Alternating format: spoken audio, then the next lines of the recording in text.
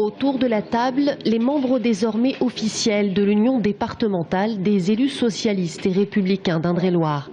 L'équipe n'est pas au complet, pas de décision à prendre aujourd'hui, mais une première réunion pour aborder les grands thèmes de campagne. Rythme scolaire, acte 3 de la décentralisation et finances locales. Mais pour mailler le territoire à gauche, il va falloir un maximum de listes de gauche dès les premiers tours pour éviter les négociations fatales aux socialistes.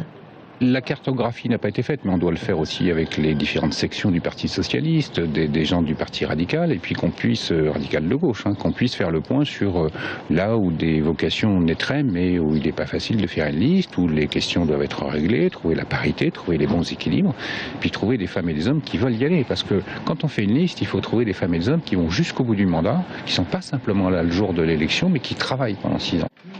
Philippe Le Breton termine son 3e mandat. Pas de mystère, il se représentera en 2014. Le maire de Joué-les-Tours ne craint pas le vote sanction des électeurs, qui selon lui élisent avant tout une personnalité et un projet local. Nous avons été élus à près de 56% au premier tour. Pensez-vous qu'il y a 56% de gens de gauche à Joué-les-Tours? Non.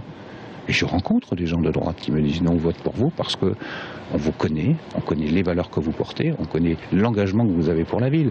Et je ne suis pas le seul maire dans ce cas-là. Donc il y aura certainement une petite incidence, mais je ne crains pas une gifle ni une sanction. Quant à rassembler les militants autour du projet socialiste après la tempête Cahuzac, Philippe Le Breton se veut optimiste. Les militants, moi je les sens remonter, ils ont été en colère, comme moi ça a été mon cas face à Cahuzac, comme il m'arrive parfois face à certaines mesures gouvernementales de l'être, mais ça n'enlève jamais les convictions. On peut écrire, on peut le dire, on peut le faire savoir. Les socialistes d'Indre-et-Loire se veulent plutôt confiants, mais ils n'en sont pas moins inquiets. En 2014, il faudra faire équipe avec toutes les composantes de la gauche pour ne laisser aucune ouverture à droite.